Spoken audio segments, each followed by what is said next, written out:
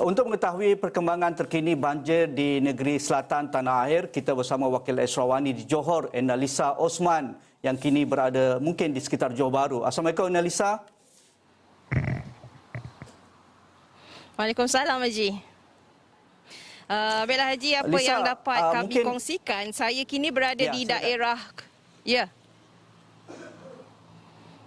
Saya kini berada di daerah Kota Tinggi bagi membawakan situasi terkini banjir di Johor, dan dapat dikatakan di sebelah kanan saya ini ialah Sungai Johor, dan dapat dikatakan paras air di sungai berkenaan agak tinggi, dan situasi itulah sebenarnya sudah pastinya membimbangkan penduduk di kawasan sekitar Sungai Johor, kerana bila dikatakan hujan lebat sudah pasti air di Sungai Johor ini akan melimpah hingga menyebabkan banjir buruk di kawasan ini. Dan tadi saya bersama kameraman sempat membuat sedikit tinjauan di beberapa jalan, iaitu di laluan Ibrahim, jalan tepi Sungai Johor, dan Taman Tun Sri Lanang. Dan apa dapat kami saksikan di mana kenderaan sudah mula sibuk seperti sebelum-sebelum ini, dan premis-premis perniagaan juga telah dibuka dan beroperasi seperti biasa. Bagaimanapun masih terdapat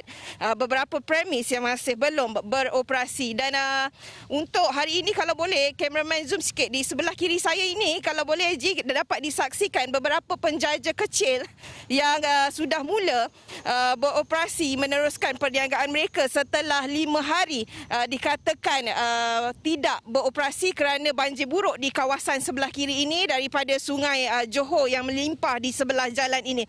Dan dikatakan sebelum ini kira-kira 12 penjaja kecil berada di bahu jalan sekitar saya, dan untuk hari ini 1, 2, hanya 4 saja penjaja kecil dapat dilihat. Mungkin selebihnya penjaja kecil di sini tidak mahu menanggung risiko sekiranya berlaku sebarang kemungkinan banjir buruk di daerah Kota Tinggi ni, Haji. Ya, dari dapatan Lisa dan juga rakan juru kamera di sana, adakah situasi di sepanjang Kota Tinggi akan bertambah buruk menjelang petang nanti, Lisa?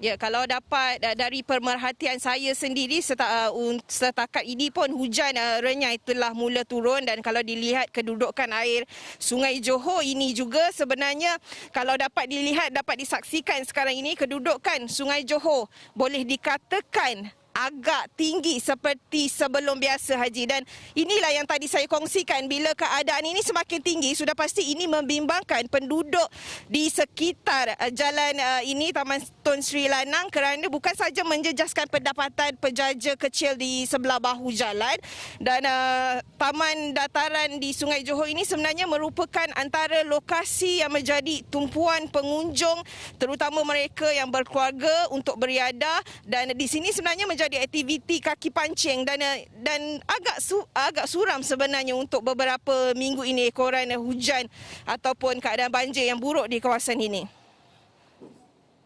Okey, apa nasihat pihak berkuasa berkaitan dengan situasi yang mungkin akan lebih parah menjelang esok pagi, kerana Met Malaysia sudah mengeluarkan amaran hujan lebat akan berlaku di Johor dan juga kawasan sekitar Kota Tinggi.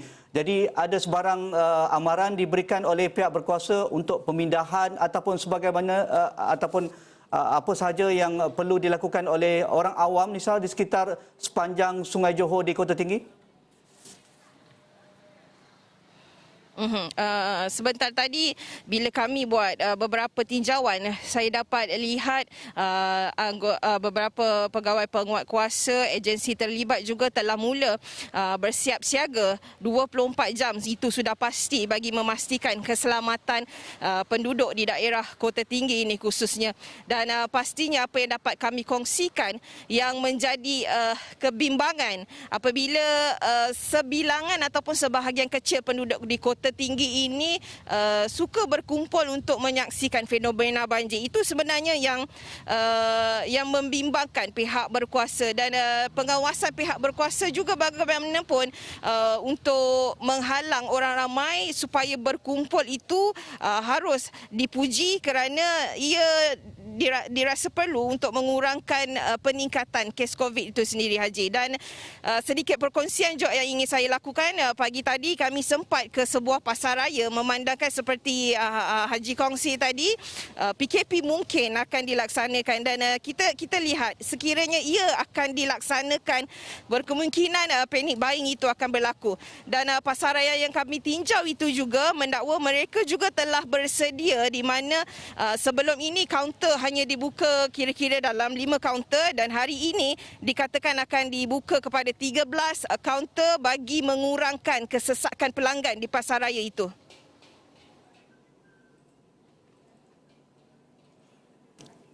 Ya, bagi melihat reaksi masyarakat di Kota Tinggi, Lisa, dari aspek panic buying, kenapa mereka memikirkan bahawa mereka tidak boleh berbelanja walaupun pelaksanaan PKP jika itu diumumkan oleh pihak kerajaan? Jadi, apa rasional mereka ingin membeli barangan yang mungkin di luar kebiasaan jumlahnya, tetapi mereka boleh sahaja berbelanja jika PKP dilaksanakan, kerana itu juga jaminan yang diberikan oleh pihak kerajaan. Jadi apa reaksi mereka? Kenapa mereka perlu ada panic buying dan juga reaksi oleh pihak peniaga yang mungkin ada masalah untuk mendapatkan lebih banyak stok untuk menampung permintaan yang begitu meningkat dalam masa terdekat ini, Lisa?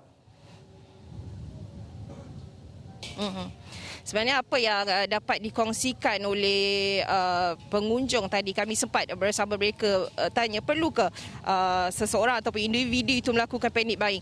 Namun ada yang berpendapat sememangnya tidak perlu, kerana anda hanya perlu melakukan ataupun berbelanja mengikut keadaan seperti biasa, kerana ada yang mendakwa pasar raya tidak tutup, cuma cara kita berbelanja itu perlu disusun dari segi waktu yang sesuai dan mengikut keperluan yang sebenarnya. Namun ada juga beberapa peniaga dan juga orang ramai termasuk suri rumah mendakwa kenapa adanya ataupun wujud panic buying, kerana mereka bimbang bekalan makanan itu tidak mencukupi, dan disebabkan kegusaran itu, Haji, panic buying itu berlaku. Bagaimanapun saya sempat menemu ramah pengurus besar Econsave, Haji Mas Imran Adam, beliau mendakwa bekalan di pasar raya berkenaan beliau memastikan mencukupi untuk dalam tempoh 3 bulan berikutnya ini nanti.